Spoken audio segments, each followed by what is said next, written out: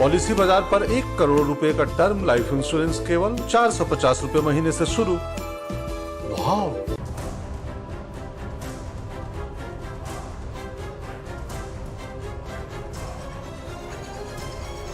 नमस्कार।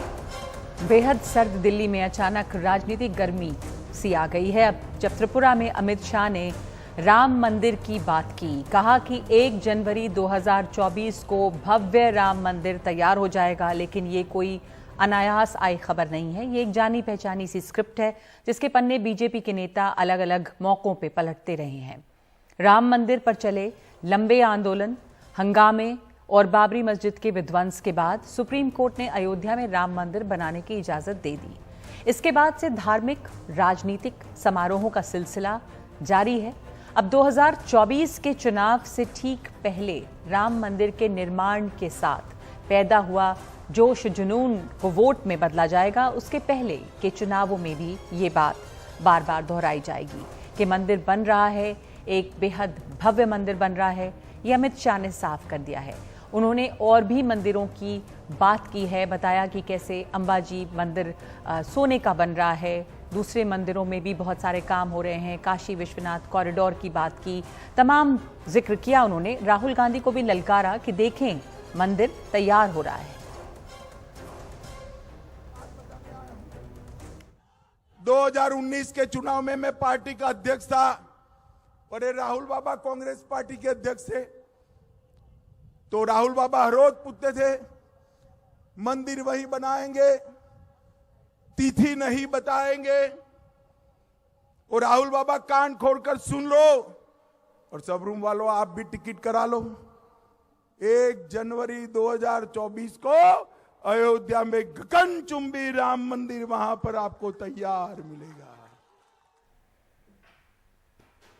गगनचुंबी राम मंदिर तैयार होगा 1 जनवरी 2024। लेकिन राहुल गांधी एक दूसरे मिशन पे हैं। करीब 3000 किलोमीटर से ज्यादा का सफर वो कर चुके हैं पैदल। अपनी भारत जोड़ो यात्रा का एक मकसद बता रहे हैं, देश को जोड़ना, लोगों को जोड़ना, नफरत के बढ़ रहे जहर को काटना। यहां तक कि राम मंदिर आंदोलन से जुड़े रहे साधु संत भी उनके इस जज्बे की तारीफ कर रहे हैं। चंपत राय ने भी माना कि राहुल सही काम कर रहे हैं।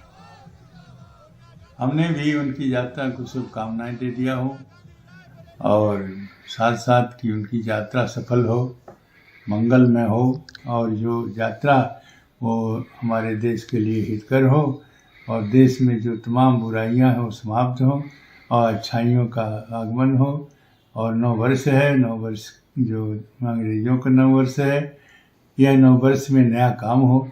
इस प्रकार से हमने उनको शुभकामनाएं, शुभ आशीर्वाद दिया।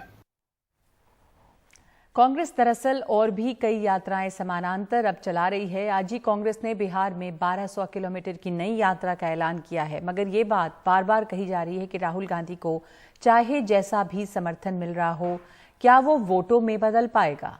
दूसरी तरफ ये माना जा रहा है कि राम मंदिर के आंदोलन के जरिए ही बीजेपी अयोध्या होते दिल्ली तक पहुंची है और अब 2024 हमारे सामने है, जब चुनाव दोबारा होने हैं। और वो सवाल भी पैदा हो रहा है जो हम सच की पड़ताल में पूछ रहे हैं। अमित शाह का ऐलान 1 जनवरी 2024 को राम मंदिर तैयार। 2024 के चुनाव में कौन सा मुद्दा हावी होगा? इस बार अपने विकल्प आप सावधानी से चुनिएगा। ए यानी भव्य राम मंदिर का निर्माण, बी भारत जोड़ो यात्रा और सी कह नहीं सकते। इस अहम मुद्दे पर आप क्या सोचते हैं? आपको क्या लगता है चुनावों में कौन सा मुद्दा छाएगा? ये आपकी राय हम बताएंगे एक ब्रेक के बाद। लेकिन इस वक्त हमारे साथ 2 खास मेहमान हैं। वरिष्ठ पत्रकार राहुल देव मौजूद हैं और साथ ही हैं विनोद अग्निहोत्री। राहुल देव जी, आपसे शुरुआत करूंगी इसी सवाल से जो हमने पूछा है। आज अमित शाह का जो ऐलान रहा कि 2024 1 जनवरी को, तिथि नोट कर लें, एक गगनचुंबी राम मंदिर वहां पर तैयार होगा और बहुत सारे मंदिरों की भी उन्होंने बात की और चुनाव का साल है, तो जाहिर ये सवाल उठता है कि मंदिरों के बखान से ही जब शुरुआत हो रही है तो ये मुद्दा हावी रहेगा, या आपको लगता है कि दूसरे मुद्दे इस पर छाएंगे, जैसे राहुल गांधी की भारत जोड़ो यात्रा है? आपको क्या लग रहा है? नगमा, अगर हम राम मंदिर के मुद्दे को बीजेपी के समस्त जो तथाकथित हिंदुत्व आधारित मुद्दे हैं, सांस्कृतिक राष्ट्रवाद का सवाल हो, राष्ट्रवाद का सवाल हो, और उससे जुड़े हुए सारे मुद्दे हैं, उनके सबसे प्रमुख प्रतिनिधि के रूप में अगर देखें तो मैं ये कहूंगा कि अभी जो परिस्थितियां हैं और अनुमान जो है कि अगले 1 साल तक जो परिस्थितियां रहेंगी उसमें यही सबसे प्रमुख मुद्दा होगा। दूसरे मुद्दे होंगे, वो हमेशा होते हैं, और इस बार शायद भारत जोड़ो यात्रा भी एक नया और प्रमुख मुद्दा होगा, लेकिन वो मुख्य मुद्दा शायद अभी नहीं होगा। उसके लिए ज्यादा समय चाहिए। हमें ये याद रखना चाहिए कि राम मंदिर के सवाल को, राम मंदिर के निर्माण को यहां तक पहुंचने में 38 साल का समय लगा है।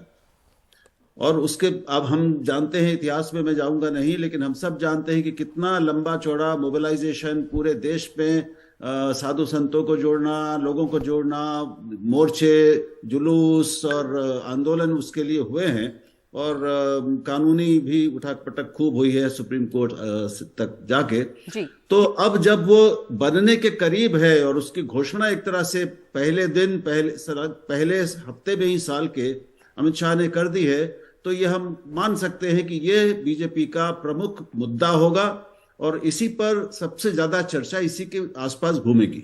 जी, अब विनोद अग्निहोत्री जी, ये नैरेटिव बीजेपी ने सेट कर दिया है, चुनाव मंदिरों के मुद्दे पर ही होंगे। नहीं, देखिए, राहुल जी की बात से मैं काफी हद तक सहमत हूं, लेकिन थोड़ा सा मेरा उसमें मैं कुछ और जोड़ना चाहता हूं। भारतीय जनता पार्टी 1988 में जब उसने पालनपुर अधिवेशन में राम मंदिर के मुद्दे को अपने एजेंडे में शामिल किया था, उसके बाद से हर चुनाव में राम मंदिर का मुद्दा उसका प्रमुख मुद्दा रहा है, जितने चुनाव हुए हैं। और इस बार, और लेकिन तब मुद्दा होता था राम मंदिर बनाने का। अब जब बन रहा है और बन जाएगा 1 जनवरी तक, जैसा कि अमित शाह जी ने घोषणा की है, तो जाहिर है वो एक सफलता के रूप में, एक उपलब्धि के रूप में इस मुद्दे को जनता के सामने रखेगी। दूसरी तरफ ये मुद्दा बीजेपी का होगा, देश का मुद्दा होगा कि नहीं होगा, ये इस पर मैं अभी कुछ नहीं कह सकता। कांग्रेस का मुद्दा भारत जोड़ो यात्रा होगी, और भारत जोड़ो यात्रा से जो निकलेगा, जो भी उसका फलाफल होगा 2024 तक, वो कांग्रेस उस मुद्दे को लेकर जाएगी। तो कुल मिलाकर लड़ाई जो है राम मंदिर यानी हिंदुत्व के मुद्दे और भारत जोड़ो मुद्दों के बीच में चुनावी लड़ाई होगी। राहुल जी, क्या आपको लगता है कि ये भारत जोड़ो यात्रा बनाम मंदिर का मुद्दा, या मंदिर का मुद्दा मतलब मंदिर बन गया, गगनचुंबी मंदिर का 1 जनवरी को लोगों को सौगात मिलेगा, तो वो मुद्दा बनाम भारत जोड़ो यात्रा हो सकता है क्या, या वो कुछ बहुत ही बड़ा, बहुत ही भावनात्मक मुद्दा है और लगता है कि एक बार फिर से जो जनमानस है वो इसमें इसी की तरफ उसका रुझान रहेगा?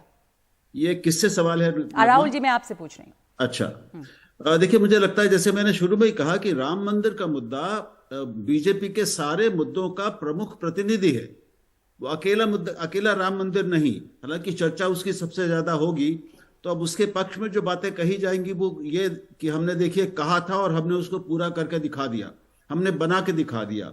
इसके साथ ही हम जानते हैं कि भले ही पहले आरएसएस ने और बाकी लोगों ने कहा था कि हम दूसरे मुद्दों को नहीं उठाएंगे, लेकिन वो दूसरे मुद्दों के, काशी का मुद्दा, मथुरा, वृंदावन, मथुरा का मुद्दा, ये उठाए गए और इन पर बाकायदा एक समय तक, सीमा तक लोग चले भी, पार्टी भी चली, और परोक्ष पार्टी के जो संघ परिवार के आनुषंगिक संगठन है वो चले, और अभी ये मुद्दे शांत नहीं हुए हैं। दूसरे मंदिरों के सवाल पर भी बीजेपी लगातार सक्रिय रही है, सरकार सक्रिय रही है, चाहे वो उत्तराखंड के मंदिरों का, 4 धाम का सवाल हो या देश के दूसरे मंदिरों का सवाल हो। तो कुल मिलाकर हिंदुत्व को ही प्रमुख मुद्दा बनाया जाएगा, वो बना रहने वाला है।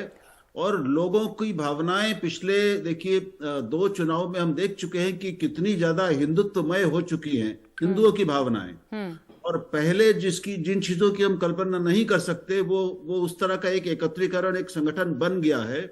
उसके आगे अभी बाकी सारे मुद्दे लगभग गौण साबित हो रहे हैं। अभी तक का इतिहास यही बता रहा है। विनोद जी, अभी तक यही हाल है। मंदिर बनाने की बात थी, मंदिर अब बन गया, मंदिर लोगों को एक तरह से सौगात मिलेगी इसकी 1 जनवरी को, लेकिन क्यों जरूरत पड़ रही है कि न सिर्फ उस राम मंदिर की बल्कि तमाम मंदिरों का जिक्र किया आज अमित शाह ने, और बताया कि कैसे अंबाजी को स्वर्ण मंदिर, सोने से सजाया जा रहा है, दूसरे मंदिरों की बात की, काशी विश्वनाथ कॉरिडोर की बात की, सोमनाथ की बात की। तो क्या कुछ और सरकार, इतने दिनों से ये सरकार है, अपनी दूसरी अचीवमेंट या अपनी दूसरी उपलब्धियों के बारे में अब छोड़कर एक बार फिर हिंदुत्व पर या मंदिरों पर आने की जरूरत क्यों है? देखिए, भारतीय जनता पार्टी के लिए निश्चित रूप से ये सबसे बड़ा मुद्दा होगा, तो हिंदुत्व का मुद्दा, और हिंदुत्व का सबसे बड़ा जो है मंदिर का मुद्दा है। राहुल जी की मैं सहमत हूं, लेकिन विपक्ष इस मुद्दे को टच नहीं करेगा। विपक्ष इसके लिए ये मुद्दा एक तरह से ऐसी आग होगा कि अगर इसमें वो उसने छुआ तो उसके लिए जलने का खतरा होगा। इसलिए विपक्ष जो है अपने मुद्दे उठाएगा।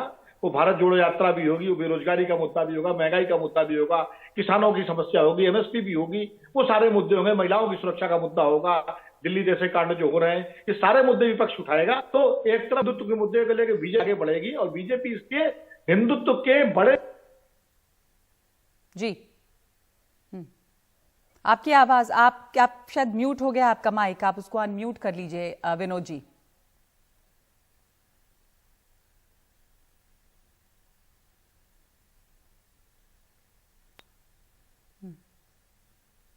आप आवाज इस वक्त नहीं आ रही, पर राहुल जी मैं आपसे ये भी जानना चाहती हूँ कि आज ही जैसे एक ऐलान हुआ कि बिहार में भी कांग्रेस एक यात्रा शुरू कर रही है, मल्लिकार्जुन खड़गे ने ये बताया, और इधर राहुल गांधी की यात्रा चल रही है, तो काफी उत्साह में है कांग्रेस इसको लेकर, और बार बार ये बात उठती है कि ये रिस्पॉन्स बहुत अच्छा है। एक तरह से जो कांग्रेस का पूरा जो कांग्रेस के कार्यकर्ता हैं उनमें उत्साह नजर आ रहा है, और राहुल गांधी भी बहुत जोश में नजर आ रहे हैं, पर कितना ये एक इशू के तौर पे या चुनावी मुद्दा या चुनाव में वोट में तब्दील होने में उनको मदद कर सकता है। और जो अभी भारत जोड़ो यात्रा चल रही है उसकी कामयाबी से देखें कि एक और यात्रा का ऐलान भी कर दिया गया है। तमाम लोग यही बात करते हैं कि पता नहीं ये वोट में बदलेगा या नहीं बदलेगा, तो आप कैसे देख रहे हैं इस चीज को? देखिए, एक हद तक ये निश्चित रूप से पार्टी की मदद करेगा, और कुछ वोट तो निश्चित रूप से नए वोट लेके आएगा। इससे क्या हुआ है कि अभी तक जो कांग्रेस संगठन, कांग्रेस कार्यकर्ता और जो जिला और प्रदेश स्तर के नेता थे, युवा नेता विशेष तौर पे, जो अब तक निष्क्रिय और निराश पड़े हुए थे, उन सब में एक नई ऊर्जा और नई ताकत, नया जोश आया है। हमें ये नई यात्रा में भी दिख रहा है, इस यात्रा में भी लगातार दिख रहा है। और राहुल गांधी ने, बीजेपी ने उनके साथ जो एक छवि बना दी थी, अभी अमित जी उसको अब भी राहुल बाबा कह रहे हैं, तो ये ठीक नहीं है, लेकिन ठीक है, ये होता रहेगा। लेकिन अब वो छवि, ये चलेगा नहीं। राहुल की छवि एक गंभीर, एक मेहनती और एक तरह से एक राजनीतिक तपस्वी जैसी बन रही है, और उन्होंने अपने आप को पार्टी पॉलिटिक्स से, छोटे मुद्दों से और छोटी बातों से अलग रखा है इस पूरी यात्रा के दौरान। अब बिहार से जो यात्रा निकली है उसकी रिपोर्ट्स अगर उत्साहवर्धक हैं, तो मुझे लगता है कि बाकी दूसरे प्रदेशों में भी कांग्रेस के संगठन को इससे प्रेरणा मिलेगी, और हम देखेंगे कि कुछ ही दिनों में कई जगह से कांग्रेस की यात्राएं ऐसी निकलने लगेंगी जी। और जनवरी के बाद राहुल गांधी स्वयं कहां से यात्रा करेंगे, ये भी एक देखने वाली बात है। मुझे लगता है कि वो एक ही यात्रा से संतुष्ट नहीं हो जाएंगे जी। अब वो पूर्व से पश्चिम का भी कुछ उनको देखना होगा, और निश्चित रूप से वो कुछ करेंगे। तो कुल मिलाकर कांग्रेस पहले से कहीं ज्यादा मजबूत और मनोबल से युक्त पार्टी के रूप में चुनाव में उतरने की तैयारी में है और स्थिति में है। मजबूत और पहले से कहीं ज्यादा मनोबल के साथ उतरने की तैयारी में है। पर अमित शाह ने जो आज बातें कही हैं विनोद जी, वो क्या कांग्रेस के लिए एक बड़ी मुश्किल खड़ी करता है? जैसे आप कह भी रहे थे अभी, और आपकी इस वक्त आवाज कट गई थी कि एक ऐसा मुद्दा है जिसको विपक्ष छूना नहीं चाहेगा, ये जो मंदिर का मुद्दा है या हिंदुत्व की बात है, तो वो इसमें कूदें या ना कूदें, एक दुविधा उनके लिए रहेगी। नहीं, भारतीय जनता पार्टी की पूरी कोशिश होगी कि वो विपक्ष को और खासकर कांग्रेस को मंदिर के मुद्दे पर लेकर आए। उनसे सवाल किए जाएंगे कि आप काशी को लेकर क्या सोच है, आपकी मथुरा को लेकर क्या सोच है, राम मंदिर का आपने विरोध किया जैसे कि आज की जो है अमित शाह जी ने कहा, वो सारे सवाल बीजेपी विपक्ष से पूछेगी।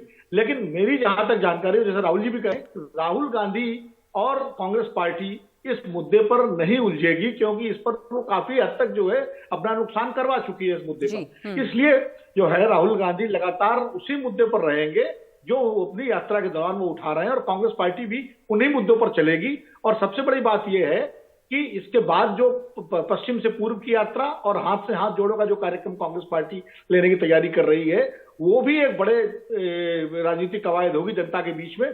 उन सबके भी परिणाम देखने हैं। लेकिन नगमा जी, सबसे महत्वपूर्ण होगा 2023 के जो 10 राज्यों के विधानसभा के चुनाव हैं, उनमें क्या असर पड़ता है। कर्नाटक में क्या कांग्रेस वापस आ सकती है, अपनी सरकार बना सकती है? मध्य प्रदेश, छत्तीसगढ़, राजस्थान में क्या कांग्रेस अपनी सरकार बना सकती है?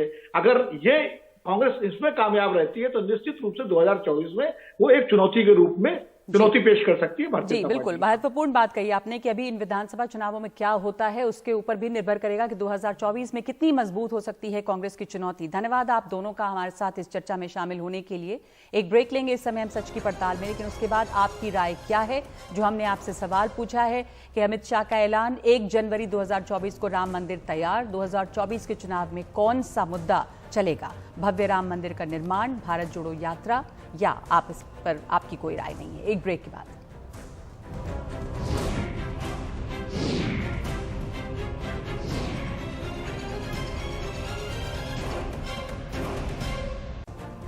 तो सच की पड़ताल में आज का सवाल, अमित शाह का ऐलान 1 जनवरी 2024 को राम मंदिर तैयार, 2024 के चुनाव में कौन सा मुद्दा हावी होगा? भव्य राम मंदिर का निर्माण या भारत जोड़ो यात्रा, या आपकी इस पर कोई राय नहीं है? हमारे पास इस पर 14,000 लोगों की राय अब तक आई है, जिसमें से 67% लोगों का ये मानना है कि भारत जोड़ो यात्रा एक अहम मुद्दा होगी, जबकि 26% के मुताबिक राम मंदिर का मुद्दा ही छाया रहेगा और 7% की इस पर कोई राय नहीं है, भी कुछ कहने की स्थिति में नहीं है।